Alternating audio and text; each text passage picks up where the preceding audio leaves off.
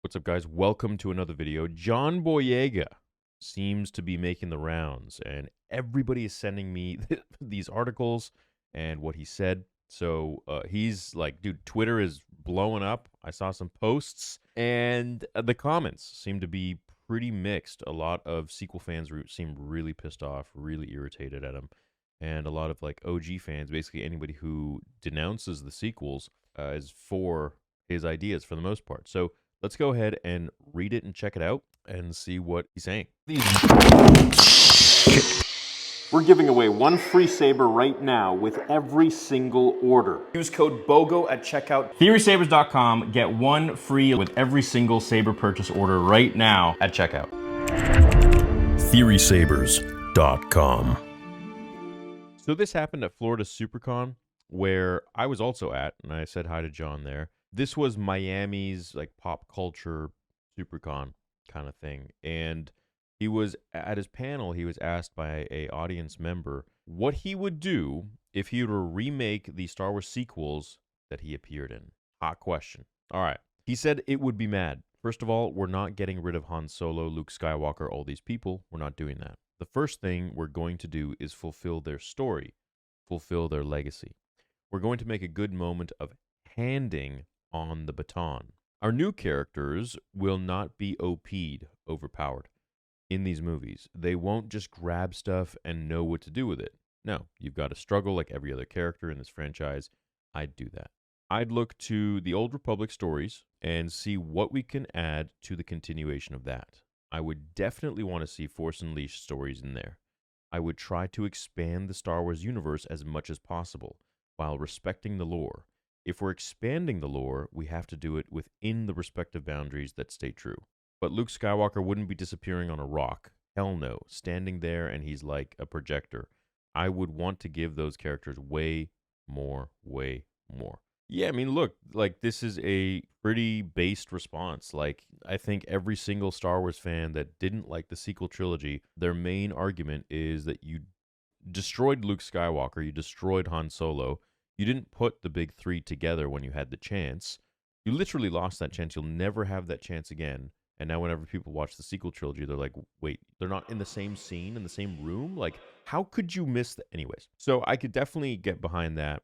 The Force Unleashed stories, I think what he's saying there, I'm guessing, and shit, it would be, maybe I'll ask him to come on the channel. I wonder if he would be down for it, just to give his take on all of this, what he would do for a sequel trilogy. I would have to say that a Force Unleashed, from what I gather, what he wants is a sort of like Darth Vader's apprentice is still around somewhere. Like he went into hiding and now he comes out of nowhere to kind of maybe either avenge his master or to join the good guys against, what's going on with the First Order and all of that crap. That could be a possibility. It would be the same as like Ahsoka showing up, except, she's an apprentice of Anakin's. But as for the Old Republic stories, I mean, there was a amazing theory, and I made this, well, this was something that was emailed to me, but I made the video about it, was that Snoke was a Force vampire, that he was thousands and thousands of years old, and that he was asleep for a very long time, and that he was awakened by Order 66 because of all of the energy of the Jedi that had died. And this essentially like fed him like blood. Through the Force, he was able to absorb all of this energy because there was so much Force energy that was being released from these dead Jedi from Order 66. And so it sort of like resurrected him and gave him enough power to get out. And that's why he looks all old and mangled and beat up, because he's still not full power yet. An Old Republic sort of thing, like he's from the Old Republic, I think that would have been pretty cool. I don't know what stories John has heard behind the scenes of what ideas JJ and, all these people were trying to make up. Maybe that was one of them. I don't know. But other than that, I mean, this seems like actual Star Wars. Like, it's just having the characters together, essentially, is the main thing. Luke Skywalker doesn't become a bitch. I mean, that would be nice. It certainly surprised me to hear Luke say it's time for the Jedi to end. I said, what? Yeah. Luke was the most optimistic, hopeful character. And we essentially get them to fulfill their story with honor and power and epicness, and then to hand on the baton to the new characters. So John, Daisy, so Ray, Finn, blah, blah, blah. But the way they did it with Disney was they literally just assassinated the characters, character assassination, and then completely just killed them off so they all get out of there. And so they're thinking, okay, yeah, well, now no one will have any of the original people that they fell in love with to look to, and they won't be sharing screen time. They won't be taking screen time. They're just not in the picture anymore because they're dead. And not even they're dead. They're a shell of who they used to be. That doesn't exist anymore. So now we have the new characters that we created. Yay! Ray who? Now, it clearly didn't work, and it is the main wedge that divided so many Star Wars fans to begin with. Shit, look, go back in time. Like, I thought that those films would have some sort of a plot, some sort of a story. I thought there was something I wasn't seeing because there was no way that they would go ahead and create something that was so convoluted, so messy, and had no actual direction. Surprise, surprise.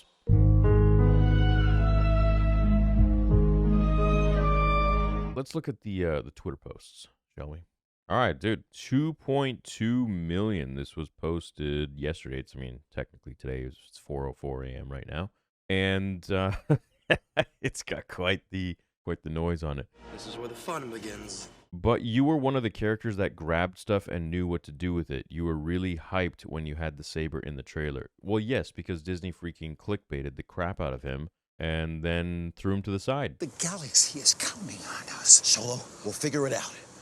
We'll use the Force. That's not how the Force works.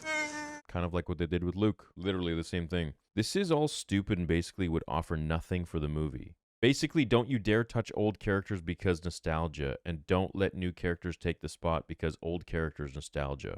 Sequel fan. Everyone, this is the logic that they purport. Got him. We fucking got him. Nostalgia is beautiful because it's nostalgia. But if they're still alive, they're continuing their story. What are you talking about, dude? They're literally just evolving their character progression. They're becoming more of what they were, of what they literally trained all those years to become for us to witness. And it's like, you know what the sequel trilogy is? It's the Rocky movies, Rocky Trains, blah, blah, blah. That was the George trilogy, right? And then the sequel trilogy is they just cut to black at the fight. Every word of what you just said was wrong.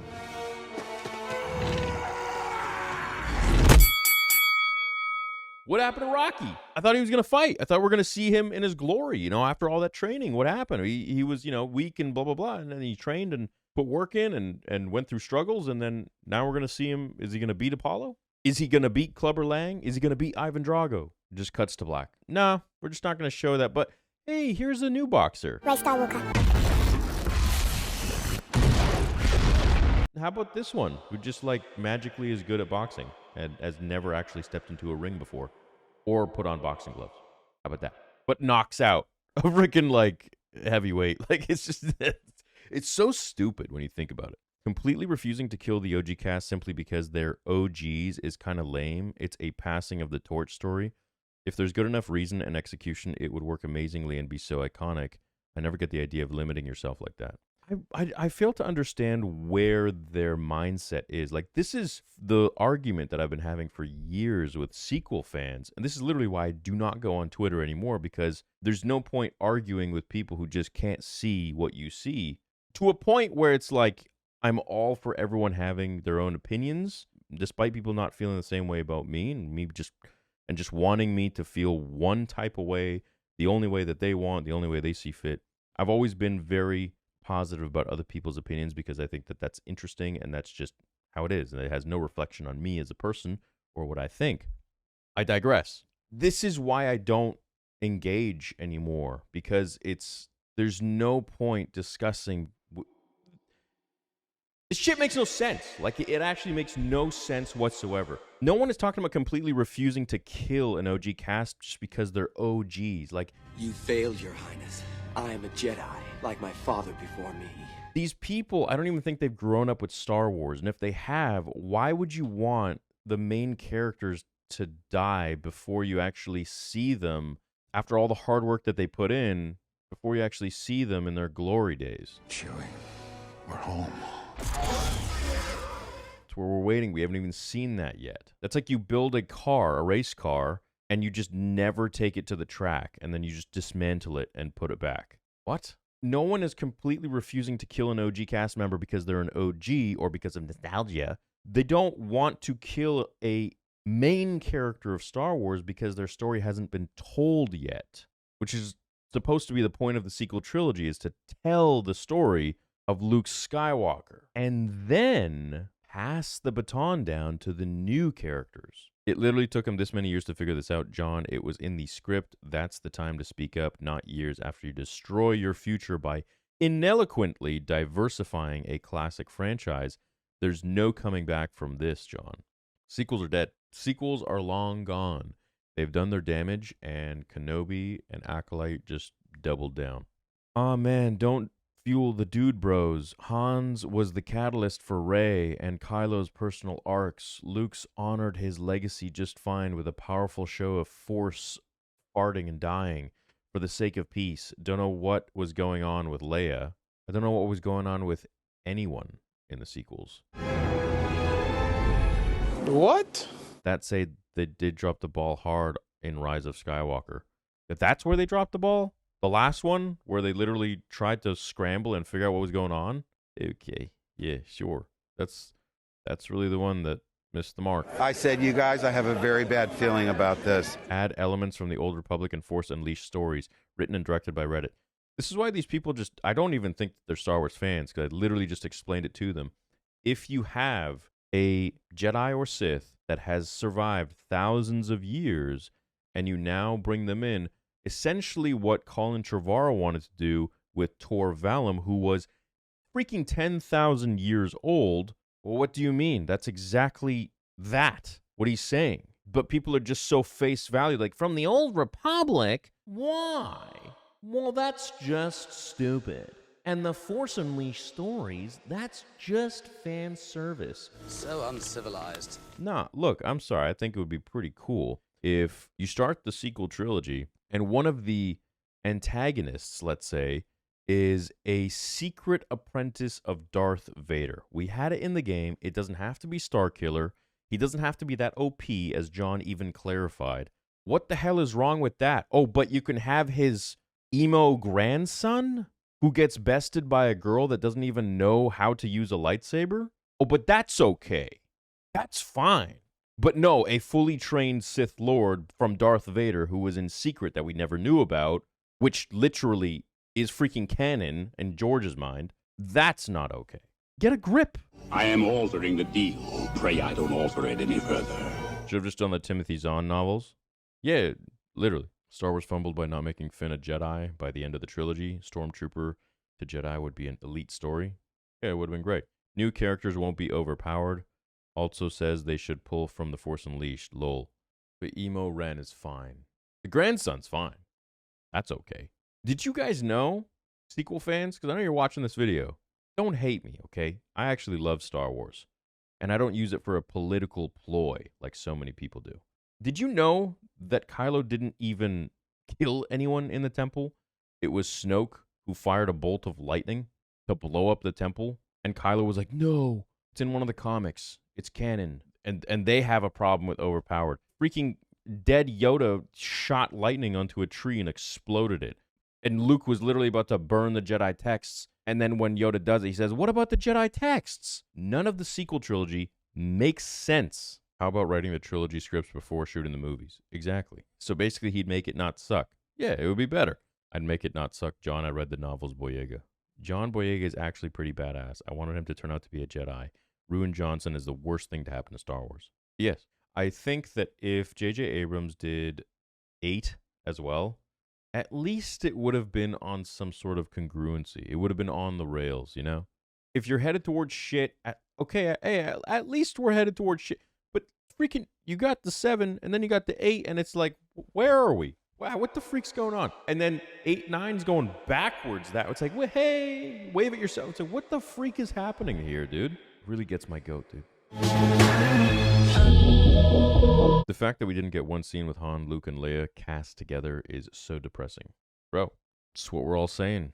Anyways, look, this has caused quite a storm. It's like if a actor from the sequel trilogy has a different take on the movie that he acted in, that they literally sidelined his character, clickbaited the shit out of him, shrunk him down in the Chinese poster, and it's different from what the sequels were, then all of a sudden that's a problem. But you can't put two and two together to look at actually what you got in the sequel trilogy, which is asinine if we're going to try and continue it along George's legacy. Maybe you should go watch 1 to 6. At least just watch 4 to 6 and then go watch the sequels and realize that it didn't have to go that way.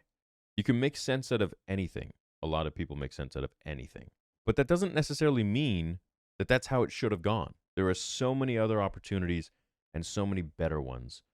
This is just one of them. Let me know what you guys think. Do you think John is onto something here? Do you think he is totally off the rails and trying to make peace with the fandom and trying to essentially just, tell Disney to kick rocks after what they did to his character?